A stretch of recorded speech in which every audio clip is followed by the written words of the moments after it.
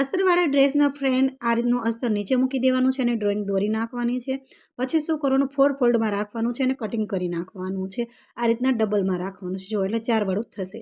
પછી ફ્રેન્ડ શું કરવાનું કે જે સવડી સાઈડ હોય ત્યાં છે ને તમારે અસ્તર રાખવાનું છે, એની ઉપર તમારે પિન જોઈન કરી નાખવાનું છે અને પછી આ રીતની સિલાઈ કરી નાખવાની છે.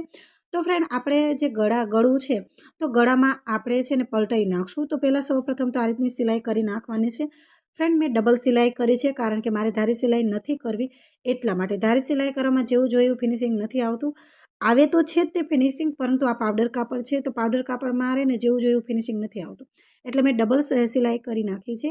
અને આ રીતનું જે ગળાનો ભાગ છે તેને આપણે કટિંગ કરી નાખશું. પછી શું કરવાનું છે, તમારે આ રીતના કટ કરી નાખવાના છે.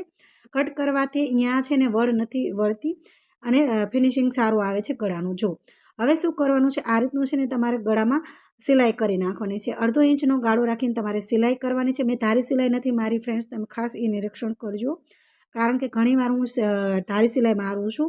ધારી સિલાઈ મારવામાં ફિનિશિંગ સારું આવે છે, પરંતુ આ પાવડર કાપડ છે, પાવડર કાપડમાં છે ને ફિનિશિંગ જેવું જોઈએ એવું નથી આવતું.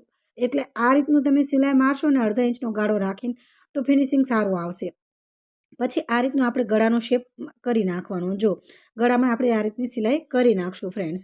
તો ફ્રેન્ડ્સ મારી ચેનલમાં તમે જોશો કે ઘણા બધા હું વિડીયો અપલોડ કરતી રહું છું. આની પહેલાં પણ આ જ વિડીયો મેં અપલોડ કર્યો હતો કટિંગ કરવાનો. તો ફ્રેન્ડ એકદમ સિંગલ ટાઈપની આ જે ડ્રેસ છે તે છે અને ઠેઠ ભાવનગરથી આ ડ્રેસ મારી પાસે સિલાઈ કરવા માટે આવ્યો છે, એ પણ તમે જાણી લો. ભાવનગરથી જે કસ્ટમર છે એ કસ્ટમરે મારી પાસેથી આ ડ્રેસ મૂક્યો છે. માપ છે ને એ ઓનલાઈન વોટ્સઅપ થ્રુ તે મને માપ મોકલી દીધું હતું અને ફક્ત સિલાઈનું કઈ રીતે માપ મેઝરમેન્ટ કરવાનું છે એને મેં કીધું હતું કે આ પ્રમાણે મેઝરમેન્ટ મને આપો, એ પ્રમાણે મને મેઝરમેન્ટ આપ્યું છે અને એ પ્રમાણે મેં આ ડ્રેસનું કટિંગ કર્યું છે. અને આગળ પાછળના આપણે જે ભાગ છે તે પણ જોઈન્ટ કરી નાખશું. આ રીતના જોઈન્ટ કરી નાખવાનું, ખાસ કરીને ગળાનો ભાગ આવે ત્યાં આગળ પાછળ સિલાઈ કરવાની, જેનાથી એ લોક સિલાઈ થઈ જશે. હવે આપણે છે ને બાયનું જોઈનિંગ કરશું. તો બાયની જોઈનિંગ મેં ક્યાંથી શરૂઆત કરી છે, ખંભાથી જોઈનિંગની શરૂઆત કરી છે. મોસ્ટ હું બગલમાંથી શરૂઆત કરું છું, પરંતુ આજે મેં જે શરૂઆત કરી છે તે ક્યાંથી શરૂઆત કરી છે, ખંભામાંથી જોઈનિંગની શરૂઆત કરી છે. આ રીતના આપણે ડ્રેસ અને બાય બંને જોઈન કરી નાખશું. જોઈનિંગ કરી અને ડબલ સિલાઈ કરવાની છે, ફરજિયાત ડબલ સિલાઈ કરવાની છે. અને જે સિલાઈ તમે કરો છો ત્યાં જ એ બીજી સિલાઈ આવી જોઈએ, આગળ પાછળ નો સિલાઈ આવી જોઈએ. આગળ પાછળ સિલાઈ આવશે તો તમારું કામ સારું નહીં લાગે અને ફિનિશિંગ પણ સારું નહીં આવે. એટલે જ્યાં તમે પહેલી જગ્યાએ સિલાઈ કરી છે ત્યાં જ બીજી વાર તમે સિલાઈ કરશો. અને 1/2 ઇંચનો ગાળો રાખીને સિલાઈ કરવાની. 1/2 ઇંચનો ગાળો એટલે 1/2 ઇંચની જગ્યા તમારે રાખવાની છે. હવે બાય છે ને ફૂલ સાઇઝ છે, તો અહીંયા પણ આ રીતનું આપણે જોઈનિંગ કરી નાખશું. સૌપ્રથમ તો ફ્રેન્ડ્સ એને ઘણા બધા મને ડ્રેસ આપ્યા છે, પરંતુ આ સિમ્પલ ડ્રેસ આપ્યો છે. સિમ્પલ ડ્રેસનું ફિનિશિંગ કેવું આવે છે, ફિટિંગ કેવું આવે છે, પછી આપણે બીજા ડ્રેસ સીવવાના છે. તો આ રીતનું આપણે સિલાઈ કરી નાખવાની છે. હવે આપણે એને ફિટિંગ માપ લેવાના છે. તો ફિટિંગ માપ તમે જોશો કે અગાઉથી જ મેં ડ્રોઈંગ દોરી નાખી છે અને એની પરથી જ આપણે ફિટિંગ માપ કરવાનું છે. ફિટિંગ માપ પણ એકદમ સહેલું છે. જ્યાં આપણે સિલાઈ મારવાની છે ત્યાં પણ બીજી સિલાઈ એડ કરી નાખશું. અને આ રીતની એક સરખી જ સિલાઈ આવી જોઈએ, આડી અવળી સિલાઈ જવી ન જોઈએ ફ્રેન્ડ્સ. અને તમે જોશો કે મેં 2 ઇંચનો ગાળો રાખ્યો છે. તમે જ્યાં સિલાઈ મારો છો એની આ સાઈડ જુઓ, જમણી સાઈડ, તો અહીંયા 2 ઇંચનો ગાળો રાખ્યો છે. ઇનકેસ જો શરીર વધારે જાડું પાતળું થાય તો પણ ખબર પડી જાય. બીજું કે અહીંયા કાપાવાળા ભાગમાં ઘણા લોકોને તકલીફ થતી હોય છે, તો આજે હું નવી રીત બતાવું છું. શું કરવાનું છે, મોટી સિલાઈ તમારે મારી દેવાની છે. જ્યાં તમે કાપો લેવાનો છે ત્યાં હળંગ મોટી સિલાઈ મારી દેવાની છે. જો આ રીતની, જે રીતની વિડીયોમાં બતાવે છે એ રીતની સિલાઈ તમારે આ મારી દેવાની છે.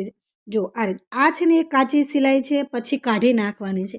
કાપામાં ઘણીવાર જે લોકોને કાપામાં બરાબર ફિનિશિંગ ન આવતું હોય એ લોકો માટે છે. શું કરવાનું છે, આ રીતની સિલાઈ મારી દેવાની છે. હવે શું કરવાનું, અહીંથી તમારે નીચેથી આ રીતનું કાપડ વાળી દેવાનું છે. તમે મારા અગાઉ વિડીયો જોયા હશે તો હું આ રીતે ડાયરેક્ટ વાળી દઉં છું અને ડબલ સિલાઈ મારું છું. એક અહીંયા ધારે મારું છું અને બીજી ધારે મારું છું, પરંતુ આમાં એવું કંઈ થતું નથી અને કમ્પ્લીટ 2 બાજુનું કાપડ એક સરખું આવે છે. આ રીતનું વાળતું જવાનું છે અને તમારે સિલાઈ ધારી મારતી જવાની છે. જો જે રીતના હું મારું છું એ રીતના ધારી સિલાઈ મારવાથી કાપડનું ફિનિશિંગ સારું આવે છે. હવે જ્યાં તમારે કાપો મારવાનો છે ત્યાં તમારે આ રીતની સિલાઈ મારવાની છે અને પ્લસ અહીંયા ખૂણો બેસાડવાનો છે. જો આ રીતનો ખૂણો બેસાડીને પછી આ રીતનું તમારે કાપડ ફરીને વાળી દેવાનું છે. એટલે સરસ રીતે અહીંયા ચોરસ આકાર થશે, બંને સાઈડ ખૂણો પડશે અને તમારો જે કાપો વ્યવસ્થિત આવે ને એ કાપો પણ સરસ રીતે આવશે. હવે અહીંયા પણ આપણે ધારી સિલાઈ મારી દઈશું. જો એકદમ સરસ રીતે વળી જાય, જેટલું આપણે વાળવું જોઈએ તેટલું સરસ રીતે વળી જાય છે. વધારાનું એક્સ્ટ્રા કાપડ કે મોટું પણ થતું નથી જ્યારે હું તમને આ સિલાઈ કરીને બતાવીશ. જો હવે આ સિલાઈ કરી અને આ સિલાઈ તમારે કાઢી નાખવાની છે. એકદમ બીજા નંબરની સિલાઈ, ત્રીજા નંબરની સિલાઈ મારશો તો ઘડીકમાં નીકળી જશે. હવે તમે જોશો કે એકદમ સરસ રીતનો કાપો આવી ગયો છે. જુઓ ફ્રેન્ડ્સ, એકદમ સરસ રીતનો કાપો આવી ગયો છે. હવે ફ્રેન્ડ્સ નીચેની સિલાઈ આપણે મારવાની છે કે નીચેની કઈ રીતે મારવાની. તો નીચે આપણે એને 1.5 ઇંચનો વધારો કર્યો હતો, આમ તો 2 ઇંચનો કર્યો હતો, પરંતુ લાંબી સાઈઝ રાખવાની છે એટલે આપણે આ રીતનું વાળી દઈશું અને અહીંયા લોક સિલાઈ તમારે મારવાની છે. પછી આ રીતનું તમારે સિલાઈ કરી નાખવાનું છે. તો આ રીતની સિલાઈ કરશો તો આખો આપણો ડ્રેસ કમ્પ્લીટ થઈ ગયો છે. હજી તમને કંઈ પણ ખબર ન પડી હોય તો કમેન્ટમાં મને જરૂર કહેશો. હવે તમે જોશો કે આપણો ડ્રેસ કમ્પ્લીટ થઈ ગયો છે. આપણે એને સવડો કરીને પણ હું તમને બતાવું તો જો આ રીતનું ડ્રેસનું માપ છે. એક એમનું જે અસ્તર છે એ જ અલગ આપ્યું હતું, બાકી કમ્પ્લીટ આ રીતનું મેં ડ્રેસ સીવી નાખ્યો છે. તો તમને આ વિડીયોની માહિતી સારી લાગી હોય તો લાઈક શેર જરૂર કરજો અને આ ચેનલમાં નવા હો તો સબસ્ક્રાઈબ કરવાનું બિલકુલ ભૂલતા નહીં. અત્યારની માટે બાય બાય.